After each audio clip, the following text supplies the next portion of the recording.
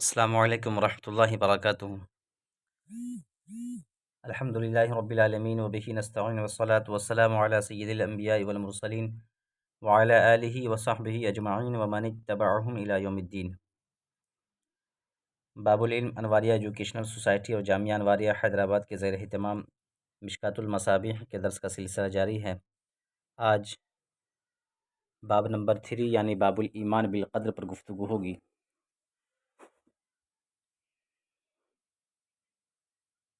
ایمان اور قدر، ایمان گویا کہ عام ہو گیا اور قدر یہ خاص ہو گیا، یعنی عام کے بعد خاص کا ذکر ہے۔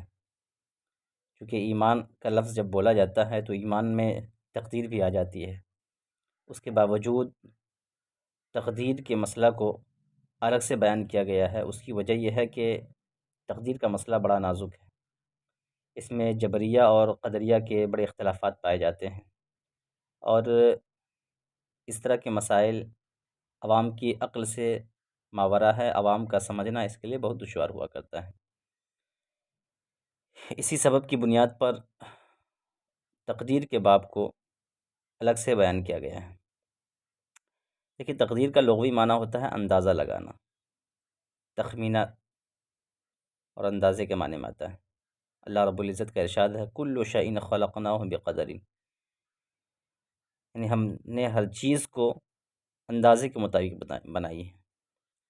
اور کبھی یہ تقدیر قضا کے معنی میں بھی آتا ہے، لیکن اصطلاح میں اس اندازے اور فیصلے کا نام تقدیر ہے جو رب تعالیٰ کی طرف سے اپنی مخلوق کے متعلق تحریر کیا جا چکا ہے۔ دیکھیے، تقدیر جب بولا جاتا ہے تو اس کی 3 قسمیں ہوتی ہیں۔ ایک پہلی قسم کا نام ہے تقدیر مبرم، دوسری قسم کا نام ہے تقدیر مشابہ مبرم، اور تیسری قسم کا نام ہے تقدیر معلق۔ تقدیر مبرم کے اندر کبھی تبدیلی نہیں ہو سکتی ہے، یہ ناممکن ہے کہ اس کے اندر تبدیلی ہو سکے۔ اور دوسری قسم جو ہے یعنی تقدیر مشابہ مبرم، یہ اللہ رب العزت اپنے خاص محبوب بندوں کی دعا کی بدولت اس تقدیر کو بدل لیتا ہے۔ اولیاء اللہ، مشائخ، انبیاء، رسولان اعظام، ان حضرات کی دعاؤں کی برکت سے تقدیر جو مشابہ مبرم ہے وہ بدل جاتی ہے، لیکن تقدیر مبرم کبھی نہیں بدلتی۔ اور تقدیر کی آخری قسم ہے تقدیر معلق۔ یہ تقدیر معلق عام لوگوں کی دعاؤں سے بھی بدل جاتی ہے، ایسے نیک اعمال سے بھی یہ تقدیر بدلتی رہتی ہے۔ خود اللہ رب العزت کا ارشاد گرامی ہے یمحو اللہ ما یشاء ویثبت وعنده ام الکتاب۔ اللہ رب العزت جو چاہتا ہے ثابت رکھتا ہے، جو چاہتا ہے ختم کر دیتا ہے، اور اسی کے پاس ام الکتاب ہے۔ اسی طرح آپ دیکھ لیں کہ جو تقدیر مبرم ہوتا ہے نا، وہ کبھی ٹل نہیں سکتا ہے، وہ ہو کر رہے گا۔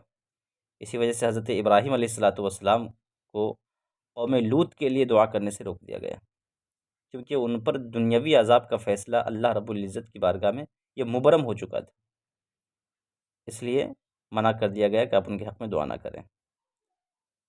اب آدم علیہ السلام کی بات کر لیں۔ آدم علیہ السلام کی دعا سے حضرت داؤد علیہ السلام کی عمر 60 سال کے بجائے 100 سال ہو گئی۔ یہ بھی قضا تھی، یہ بھی تقدیر تھی، لیکن تقدیر مبرم تھی، مشابہ مبرم تھی۔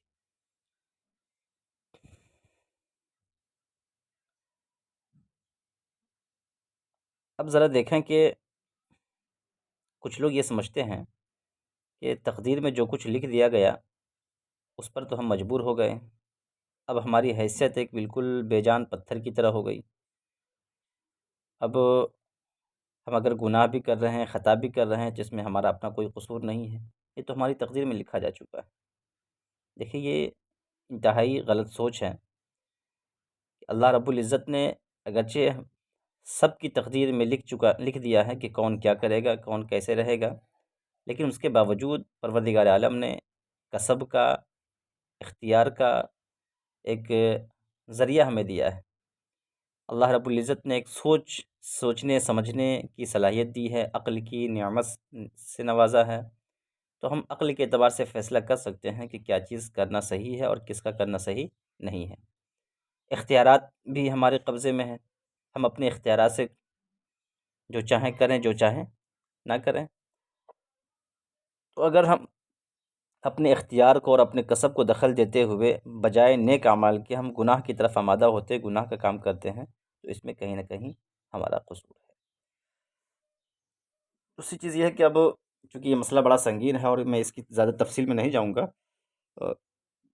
جو خاص باتیں تھیں وہ ہم نے آپ سے شیئر کر دیں، پھر انشاءاللہ جہاں ضرورت پڑے گی وہاں پر ہم اس کی وضاحت کرتے رہیں گے۔ لیکن ایک چیز ذہن میں رکھیں کہ جب تقدیر پر ایمان لانا کہا جاتا ہے نا، تو تقدیر پر ایمان لانے سے مراد یہ ہوا کرتا ہے کہ ہم ایمان لاتے ہیں کہ عالم میں، اس کائنات میں جس قدر خیر و شر کا وقوع ہو رہا ہے، بندوں کے اعمال و کردار سے متعلق ہو یا اس کے علاوہ، سب اللہ رب العزت کی تقدیر کے مطابق ہو رہا ہے، اور اللہ تعالیٰ نے ازل ہی میں ساری کائنات کی تقدیر متعین کر دی ہے۔ سب کچھ اسی نے پیدا فرمایا ہے، کوئی ذرہ اس کی تقدیر سے باہر نہیں نکل سکتا۔ مگر یہ چیز ذہن میں رکھیں، مگر اس کے باوجود اللہ رب العزت نے بندوں کو ایک گناہ اختیار دیا ہے تاکہ اس پر ثواب و عتاب مرتب ہو۔ اب یہ ایک الگ بات ہے کہ تقدیر و اختیار میں موافقت و مطابقت اور اس پہ ثواب و عتاب کا مترتب ہونا، یہ کب ہوتا ہے کب نہیں ہوتا، یہ بڑا مشکل مسئلہ ہے۔ اس لیے اس کی جانکاری کے لیے اور اس کی تحقیق کے لیے علم الکلام اور کتب عقائد، کتب کلامیہ کا مطالعہ ضروری ہوگا۔ اب ہم آتے ہیں فصل اول پر۔ فصل اول کی پہلی حدیث حضرت عبداللہ بن عمر رضی اللہ تعالیٰ عنہ سے مروی ہے۔ حدیث کا الفاظ ہیں: عن عبداللہ بن عمر قال قال رسول اللہ صلی اللہ علیہ وسلم كتب اللہ مقادیر الخلائق قبل ان يخلق السماوات والارض ب50 الف سنہ قال وكان عرشه على الماء رواہ مسلم۔ حضرت عبداللہ بن عمر رضی اللہ تعالیٰ عنہ بیان کرتے ہیں کہ اللہ کے رسول صلی اللہ تعالیٰ علیہ وسلم نے ارشاد فرمایا، اللہ رب العزت نے تمام مخلوقات کی تقدیر کو تحریر فرما دیا، لکھ دیا، قبل ان یخلق السماوات والارض ب50 الف سنہ، زمین و آسمان کی تخلیق سے 50,000 سال پہلے۔ 50، 50 الف، ہزار اور سنہ سال، 50,000 سال پہلے اللہ رب العزت نے زمین و آسمان کی تخلیق سے 50,000 سال پہلے اللہ رب العزت نے تمام مخلوق کی تقدیروں کو تحریر فرما دیا۔ وَكَانَ عَرْشُهُ عَلَى الْمَاءِ، اور اس کا عرش پانی کے اوپر تھا۔ اب ذرا دیکھیں کہ جو اللہ نے فرمایا کہ زمین و آسمان کی تخلیق سے 50,000 سال پہلے اللہ نے تمام مخلوق کی تقدیر کو لکھ دیا، یہ جو 50,000 سال بیان کیا گیا ہے نا، یہ ایک متعین تعداد کو بتانے کی، متعین عدد کو بتانے کے لیے ہے، ورنہ ایسا نہیں ہے کہ کیونکہ اس وقت زمانہ تھا نہیں، اس وقت ایام نہیں تھے، سال نہیں تھے، تو پھر یہ کیسے کہا جا سکتا ہے 50,000 سال پہلے؟ بس یہ ہے کہ ایک اندازے کے مطابق 50,000 سال کی مقدار ہوگی جو اللہ رب العزت کے علم میں ہے۔ وَكَانَ عَرْشُهُ عَلَى الْمَاءِ، اس کا مطلب یہ ہے کہ عرش الہی یہ پانی کے اوپر تھا، یعنی زمین و آسمان کی تخلیق سے پہلے اللہ رب العزت نے عرش کو پیدا فرمایا اور پانی کو پیدا فرمایا۔ جب تو اس وقت اللہ رب العزت کا عرش پانی پر تھا، تو عرش اور پانی دونوں کی تخلیق زمین و آسمان کی تخلیق سے پہلے ہوئی ہے۔ اب جب عرش تھا تو عرش کا پانی کے اوپر ہونا یہ کیسے ہو سکتا ہے؟ اس کے بارے میں کئی باتیں بیان کی گئی ہیں کہ پانی سے بالکل متصل نہیں تھا، بلکہ بیچ میں کچھ، بلکہ پانی سے متصل تھا، اور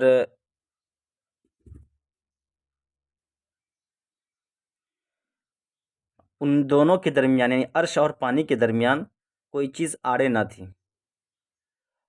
اس کا مطلب یہ نہیں ہے کہ عرش بالکل پانی پر رکھا ہوا تھا، ورنہ عرش تو تمام اجسام سے بہت بڑا ہے، ایسا کیسے ہو سکتا ہے؟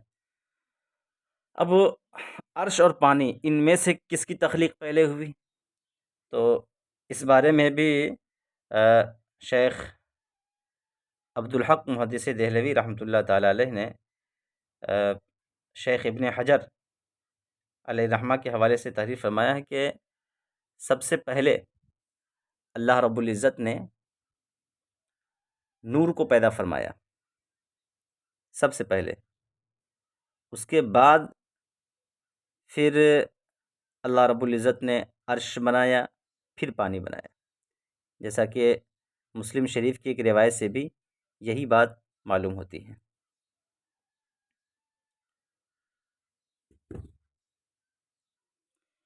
اس سے علماء کرام نے یہ استدلال کیا ہے کہ عالم اجسام میں سب سے پہلے جو چیز وجود میں آئی، جو چیز حادث ہوئی، وہ پانی تھا.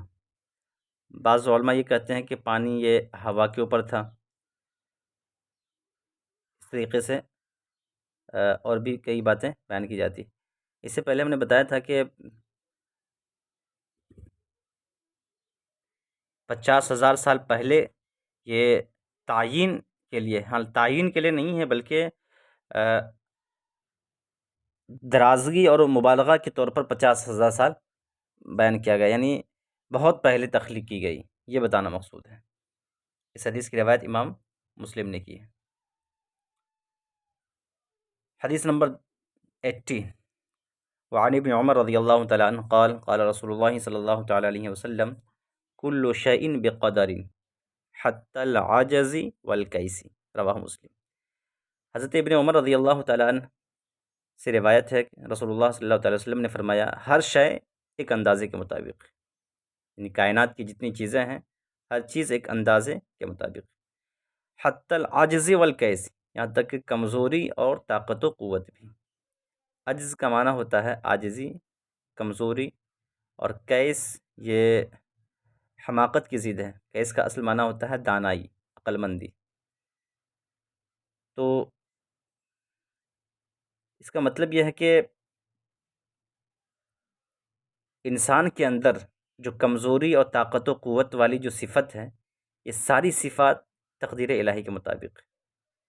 عجز سے مراد یہاں پر انسان کی وہ کم ہمتی اور بیچارگی مراد ہے جو تدبیر کی کمزوری، عقل کی کمی اور ناتجربہ کاری کے باعث پیدا ہوتی ہے. اور لفظ کیس جو کہا گیا ہے، کیس سے مراد وہ توانائی اور مضبوطی مراد ہے جو انسان میں کام کاج اور اپنے امور انجام دینے کے لیے قوت رائے اور ارادہ کی پختگی کی صورت میں پائی جاتی ہے. تو یہ ساری چیزیں، یہ سب کے سب ایک اندازے کے مطابق ہیں.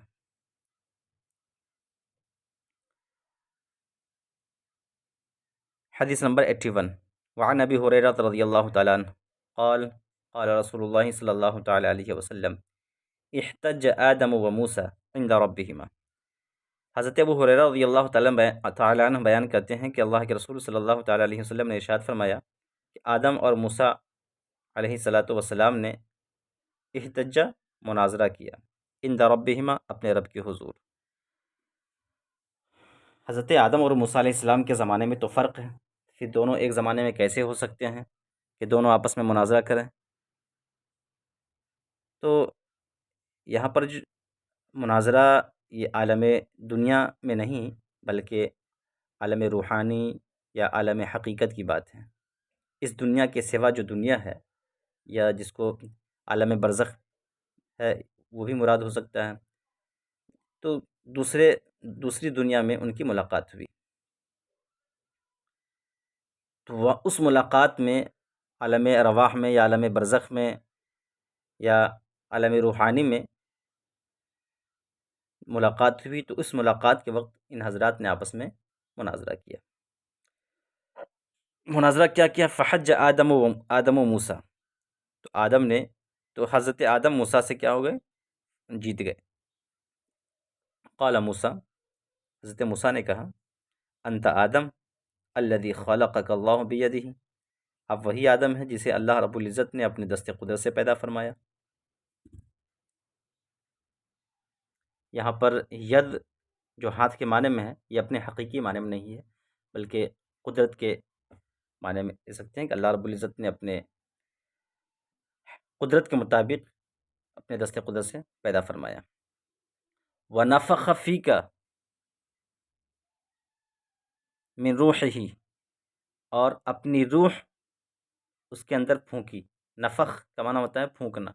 اس سے اب روح کیا ہے، روح کی حقیقت کیا ہے، یہ کچھ کہا نہیں جا سکتا۔ خود اللہ رب العزت کے پیارے حبیب صلی اللہ تعالی وسلم کو کہا گیا کہ قل الروح روح من امر اللہ، آپ فرما دیں کہ روح اللہ کے امر میں سے ایک امر ہے۔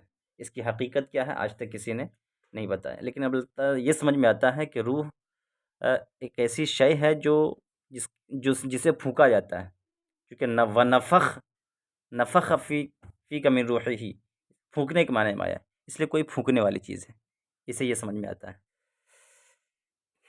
وَاسْجَدَ لَكَ مَلَائِكَتُهُ، اور آپ کے لیے اللہ کے فرشتے نے سجدہ کیا۔ وَأَسْكَنَكَ فِي جَنَّتِهِ، اور اللہ نے آپ کو اپنی جنت میں ٹھہرایا۔ ثُمَّ أَهْبَطَ النَّاسَ بِخَطِيئَتِكَ إِلَى الْأَرْضِ، پھر آپ اپنے خطا کے سبب لوگوں کو زمین کی طرف لے آئے، زمین پر اتار دیا اپنے۔ اب یہ حضرت آدم علیہ السلام کی جو تخلیق ہوئی تھی، اس کے بعد جو پروسیس ہوا تھا، جو مرحلے پیش آئے تھے، وہ سارے مرحلے انہوں نے بیان کیے۔ پھر انہوں نے ایک بات کی کہ آپ اپنے خطا کے سبب لوگوں کو زمین پر لے آئیں۔ کتنا اچھا جنت میں لوگ رہتے، جنت کی ہوا کھاتے، وہاں سکون سے رہتے، آپ نے اپنے جو ہے غلطی کے سبب تمام لوگوں کو زمین پر اتار دیا۔ یہ انہوں نے ایک سوال قائم کیا۔ اب یہ سوال جو ہے گستاخی کے طور پر نہیں تھا، یہ نہ سمجھا جائے، کیونکہ حضرت موسیٰ علیہ السلام خود بھی حضرت آدم علیہ السلام کی اولاد سے ہیں، تو انبیاء جو ہوتے ہیں وہ گستاخی سے محفوظ و معمون ہوا کرتے ہیں۔ یہ گستاخی کے طور پر نہیں کہا جا سکتا ہے، بلکہ جو ہی انہوں نے ایک سوال قائم کیا حضرت آدم علیہ السلام کی بارگاہ میں۔ تو ایسے موقع پر ایک لطیفہ بھی ہمیں یاد آتا ہے کہ جس کو صاحب میرۃ المناجی نے بھی اپنی کتاب میرۃ المناجی میں تحریر کی ہے، کہ کسی گستاخ نے عالم سے کہا کہ دادا کا گناہ ہم بھگت رہے ہیں، یعنی حضرت آدم نے گناہ کیا تھا، اس کا گناہ ہم بھگت رہے ہیں۔ گندم انہوں نے کھایا اور سزا ہمیں ملی، کہ ہم دنیا میں آ گئے اور دنیا میں مصیبتیں اور فتنوں کا جو ہے سامنا کر رہے ہیں، وہ ہمیں نیچے اتار لائے۔ عالم نے کہا ایسا کہنا تمہارا غلط ہے، ایسا نہیں ہے، بلکہ تجھ جیسے مردوں نے انہیں نیچے اتار لایا۔ رب جانتا تھا کہ ان کی پشت میں تجھ جیسے بے ایمان بھی ہیں، تو حکم دیا کہ اے آدم ان خبیثوں کو زمین پر پھینکاؤ، پھر واپس آ جانا۔ موسیٰ علیہ السلام کی عرض و معروض گستاخی کے طور پر نہیں تھی، تو اس لیے کہ میں نے بتایا نا کہ حضرت آدم علیہ السلام ہی کی اولاد میں سے حضرت موسیٰ علیہ السلام بھی ہیں، اور انبیاء گستاخی سے معصوم ہوا کرتے ہیں۔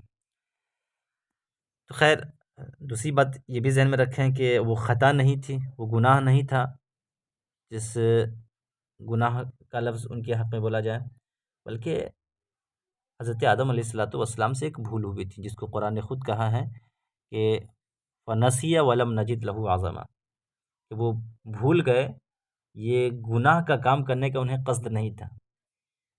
ارادہ اور قصد کے طور پر اگر کوئی گناہ کا کام کیا جائے وہ گناہ ہوتا ہے، بھول سے اگر ہو جائے تو پھر اس پر گناہ کا اطلاق نہیں ہوتا ہے۔ جیسے کہ ایسے ہی جیسے انسان سو گیا، سونے کی حالت میں اس کی جماعت چھوٹ گئی، تو پھر اس پر وہ گناہ گار نہیں ہوگا بے خبری کے عالم میں۔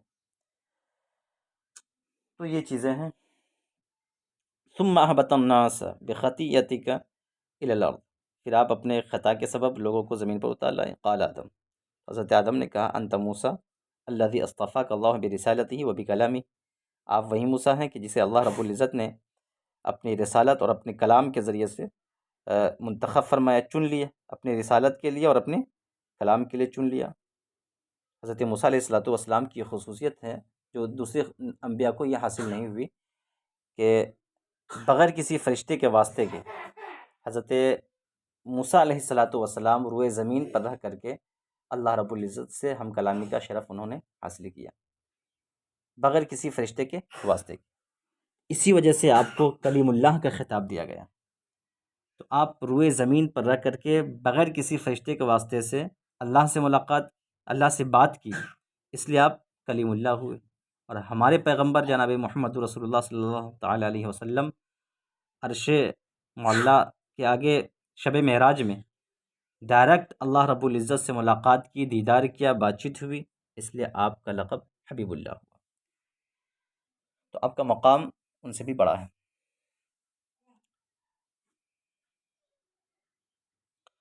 وَأَعْطَاكَ الْأَلْوَاحَ، اور آپ کو الواح کا مطلب ہوتا ہے تختی، لوح کی جمع ہے، یہاں مراد توریت ہے، اور آپ کو توریت عطا کی، ایک تختی عطا کی، فیہا تبیان کل شیء، جس میں ہر چیز کی بڑی وضاحت، جس میں ہر چیز کی وضاحت، ہر چیز کا بیان ہے۔ وَقَرَّبَكَ نَجِيًّا، اور آپ کو ہم کلامی سے قرب عطا فرمایا۔ فَبِكَمْ وَجَدْتَ، فَبِكَمْ وجدت اللہ كتب التوراة قبل ان اخلق، تو آپ نے کتنی مدت پایا کہ اللہ رب العزت نے میری تخلیق سے، یعنی تو آپ نے میری تخلیق سے کتنے سال پہلے، کتنی مدت پہلے،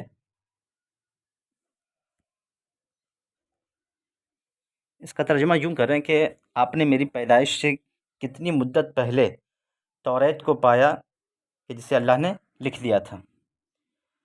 قال موسیٰ بأربعین یوما، حضرت موسیٰ نے کہا 40 سال پہلے۔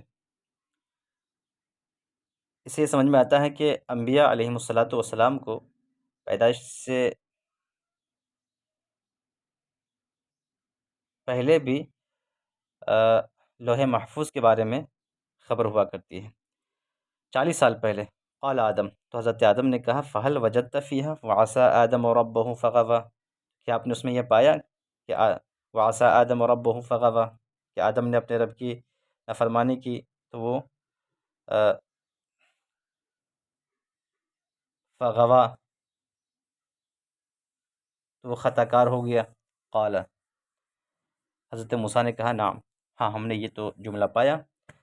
قال، تو حضرت آدم علیہ السلام نے فرمایا افتلومونی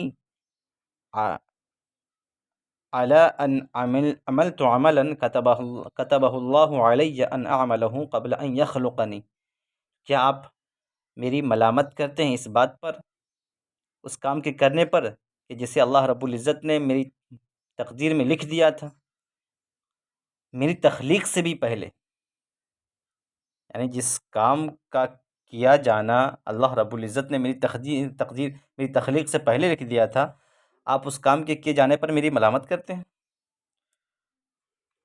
بِأَرْبَعِينَ سَنَةً، یعنی 40 سال پہلے لکھ دیا تھا۔ قال رسول اللہ صلی اللہ تعالی وسلم، تو اللہ کے رسول صلی اللہ تعالی وسلم نے فرمایا فحج آدم و موسیٰ، تو حضرت آدم موسیٰ سے جیت گئے۔ یعنی بتانا یہ ہے کہ حضرت موسیٰ علیہ السلام سے حضرت آدم نے فرمایا کہ ہماری اس خطا کی وجہ سے، جو ظاہری طور پر خطا تھی لیکن حقیقتاً خطا نہیں، اس خطا کی وجہ سے آپ ہماری ملامت کرتے ہیں کہ ہم نے لوگوں کو جو ہے جنت سے نکال دیا اور ہماری وجہ سے لوگ دنیا میں آ گئے، جبکہ معاملہ یہ ہے کہ ہماری پیدائش سے 40 سال پہلے اللہ رب العزت نے یہ لکھ دیا تھا، جیسا کہ آپ نے ابھی توریت میں پڑھا بھی تھا، توریت میں لکھا ہوا دیکھا بھی ہے کہ ہماری پیدائش سے جو چیز 40 سال پہلے لکھ دی گئی کہ آدم سے یہ کام ہونا ہے اور اس کی وجہ سے آدم کو زمین پر جانا ہے، تو پھر اللہ رب العزت کی تحریر اور اس کے حکم کے خلاف میں کیسے چل سکتا تھا؟ یہ ہونا ہی تھا ہماری تقدیر میں، اس لیے آپ اس کام پر، ہمارے اس فعل پر ملامت کرنے کا آپ کو حق نہیں ہے۔ تو حضرت آدم علیہ السلام نے جب یہ جملہ فرمایا، پھر حضرت حضور صلی اللہ علیہ وسلم کیا فرماتے ہیں فحج آدم و موسیٰ، تو حضرت آدم موسیٰ سے جیت گئے۔ رواہ مسلم، اس حدیث کی روایت امام مسلم نے کی ہے۔ حدیث نمبر 82، وعن ابن مسعود رضی اللہ تعالیٰ عنہ قال حدثنا رسول اللہ صلی اللہ تعالیٰ علیہ وسلم وهو الصادق المصدوق۔ حضرت ابن مسعود رضی اللہ تعالیٰ عنہ بیان کرتے ہیں کہ ہم سے حدیث بیان کی اللہ کے رسول صلی اللہ تعالیٰ وسلم نے، جو کہ صادق اور مصدوق ہیں۔ یہ صادق اور مصدوق کا ایک بیچ میں جملہ، صادق وہ ہے جس کے سارے اقوال، جس کی ساری باتیں سچی ہوں، اور مصدوق وہ ہے جس کے سارے اعمال سچے ہوں۔ یا یہ کہ صادق وہ ہے جو ہوش سنبھال کر سچ بولے، اور مصدوق وہ ہے جو پہلے ہی سے سچا ہو۔ ایک معنی یہ بھی بیان کیا گیا ہے کہ صادق وہ ہے جو واقع کے مطابق خبر دے، اور مصدوق وہ ہے جو اپنی زبان مبارک سے کہہ دے تو واقع اس کے مطابق ہو جائے۔ نبی پاک صلی اللہ تعالی وسلم کی ذات گرامی میں صادق اور مصدوق کی یہ سارے صفات موجود تھے، سارے صفات پائے جاتے تھے۔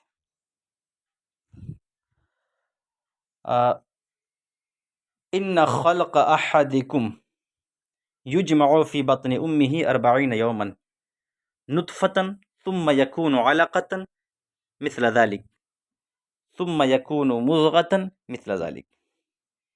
کہ نبی پاک صلی اللہ تعالی وسلم نے فرمایا کہ تم میں سے ہر ایک کی تخلیق کو اس کی ماں کے پیٹ میں 40 دن تک نطفے کی شکل میں رکھا جاتا ہے، ثم یکون علقة مثل ذلك، پھر اس کی مثل علقہ یعنی بستہ خون، جمع ہوا خون کی صورت میں رکھا جاتا ہے، ثم یکون مضغة مثل ذلك، پھر اس کی مثل مضغہ یعنی گوشت کا لتھڑا بنایا جاتا ہے۔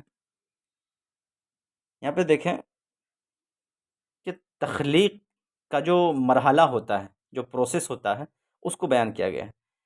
نبی پاک صلی اللہ علیہ وسلم نے کیا فرمایا کہ جب بھی انسان پیدا ہوتا ہے تو اس کی پیدائش کا پہلا مرحلہ جو ہوتا ہے وہ اس کی ماں کے پیٹ میں 40 دن تک وہی سفید نطفہ کا معنی ہوتا ہے بہنا، چونکہ ایک سیلان اس کے اندر پائی جاتی ہے، اس لیے نطفے کو نطفہ کہا جاتا ہے۔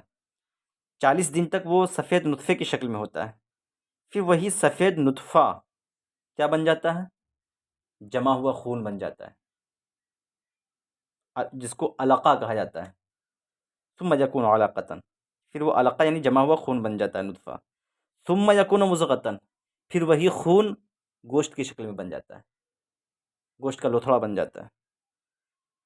اب جب یہ 3 پروسیس ہو جاتے ہیں تو گویا کتنے سال ہو گئے، کتنے دن ہو گئے؟ 40، 80 اور 40، 120۔ 120 دن کے بعد پھر کیا مرحلہ ہوتا ہے؟ تو اللہ کے رسول صلی اللہ علیہ وسلم فرماتے ہیں ثم یبعث اللہ الیہ ملکا باربع کلمات، پھر اللہ رب العزت اس کی طرف ایک فرشتے کو بھیجتا ہے۔ اب فرشتہ کیسے جاتا ہے ماں کے پیٹ میں؟ یہ اللہ رب العزت کی خشیت اور اس کے قدرت کے اوپر ہے۔ جب اللہ رب العزت ایک نطفے سے انسان کو پیدا فرما سکتا ہے تو پھر ماں کے پیٹ میں فرشتے کا جانا اور پھر یہ سارے مرحلے کا طے ہونا، یہ کوئی بڑی چیز نہیں ہے اللہ رب العزت کے حضور۔ پھر اللہ رب العزت وہاں ایک فرشتہ بھیجتا ہے باربع کلمات، 4 باتیں لے کر کے۔ وہ 4 باتیں کیا ہیں؟ فیکتب عملہ، تو وہ فرشتہ اس کے اعمال کو لکھتا ہے، یعنی جو بچہ پرورش پا رہا ہے، ابھی گوشت کا لوتھڑا جس کا تیار ہوا ہے، تو وہ 120 دن کے بعد فرشتے کیا کرتے ہیں؟ اس کے اعمال کو لکھتے ہیں کہ یہ کون سا عمل کرے گا، کون سی خطا کرے گا، کتنی اچھائیاں کرے گا، کتنی برائیاں کرے گا، کس طرح کے اعمال کرے گا، یہ ساری چیزیں وہ لکھ دیتا ہے۔ وَأَجَلَهُ، اور اس کے موت کے بارے میں لکھتا ہے کہ کتنی عمر پائے گا، کتنی زندگی یہ جیے گا، کہاں مرے گا، کس جگہ مرے گا، کیسے مرے گا، یہ ساری چیزیں لکھتا ہے۔ وَرِزْقَهُ، اور اس کے رزق کے بارے میں لکھتا ہے، کتنا رزق پائے گا، وہ مالدار ہوگا یا فقیر ہوگا یا غریب ہوگا، یہ ساری چیزیں لکھتا ہے۔ وَشَقِيٌّ وَسَعِيدٌ، اور چوتھی چیز جو لکھتا ہے وہ یہ ہے کہ وہ نیک بخت ہوگا یا بدبخت ہوگا۔ شقی کا معنی ہوتا ہے بدبخت، اور سعید کا معنی نیک بخت، یعنی وہ شریف ہوگا یا بدمعاش ہوگا، بدبخت ہوگا یا نیک بخت ہوگا۔ یہ 4 باتیں فرشتے لکھ لیتے ہیں۔ اس کے بعد مرحلہ کیا تھا؟ ثم ينفخ فیہ الروح، پھر اس میں روح پھونکی جاتی ہے، یعنی 120 دن کے بعد اس میں روح پھونک دی جاتی ہے۔ یہی وجہ ہے کہ کسی مجبوری کے باعث اگر حمل ضائع کرانا پڑ جائے تو 120 دن سے پہلے فقہا نے جائز قرار دیا ہے، اور 120 دن کے بعد منع ہے، حرام ہے۔ کیوں؟ اس لیے کہ اس میں قتل نفس ہے، ایک انسان کا قتل کرنا ہے۔ چونکہ 120 دن کے بعد روح ڈال دی جاتی ہے، تو روح ڈالے جانے کے بعد حمل کا ضائع کرنا یہ گناہ کبیرہ ہے۔ فوالذی لا الہ غیرہ، تو ذات کی قسم جس کے سوا کوئی معبود نہیں، ان احدکم لیعمل بعمل اہل الجنہ، کہ تم میں سے کوئی جنتیوں والا کام کرتا ہے، حتی ما یکون بینہ وبینہا الا ذراع، یہاں تک کہ اس کے اور جنت کے درمیان صرف ایک بالشت رہ جاتا ہے، یعنی ایک ہاتھ کا فاصلہ رہ جاتا ہے۔ فیسبق علیہ الکتاب، تو اس پر تقدیر سبقت کر جاتی ہے۔ کیا مطلب اس کا؟ یعنی آدمی تو جنتیوں والا کام کرتا رہتا ہے یہاں تک کہ جنت کے قریب ہو جاتا ہے، پھر چونکہ اس کی تقدیر میں لکھا ہوتا ہے کہ یہ آخری عمل میں بدبخت ہو جائے گا، گناہ گار ہو جائے گا، یا اس کا خاتمہ ایمان پر نہیں ہوگا، پھر تقدیر پلٹ جاتی ہے، وہ انسان داخل نار ہو جاتا ہے۔ فَيَعْمَلُ بِعَمَلِ أَهْلِ النَّارِ فَيَدْخُلُهَا، تو پھر وہ جہنمیوں والا کام کرنا شروع کر دیتا ہے، تو وہ جہنم میں داخل ہو جاتا ہے۔ وَإِنَّ أَحَدَكُمْ لَيَعْمَلَ بِعَمَلِ أَهْلِ النَّارِ حَتَّى مَا يَكُونَ بَيْنَهُ وَبَيْنَهَا إِلَّا ذِرَاعٌ، اور تم میں سے کوئی شخص جہنمیوں والا کام کرتا رہتا ہے یہاں تک کہ اس کے اور جہنم کے درمیان ایک بالشت کا فاصلہ رہ جاتا ہے۔ فَيَسْبِقُ عَلَيْهِ الْكِتاب، تو اس پر تقدیر سبقت کر جاتی ہے، لوٹ آتی ہے۔ فَيَعْمَلُ بِعَمَلِ أَهْلِ الْجَنَّةِ، تو وہ جنتیوں والا کام شروع کر دیتا ہے۔ فَيَدْخُلُهَا، تو وہ جنت میں داخل ہو جاتا ہے۔ متفق علیہ۔ اب ذرا دیکھیں کہ بہت سے ایسے لوگ ہوتے ہیں کہ زندگی بھر تک برائیاں اور بدکاریاں کرتے رہے، برائیوں میں ملوث رہے، آخر عمر میں اللہ رب العزت اسے توفیق دیتا ہے کہ وہ بڑا صالح اور نیک انسان بن جاتا ہے۔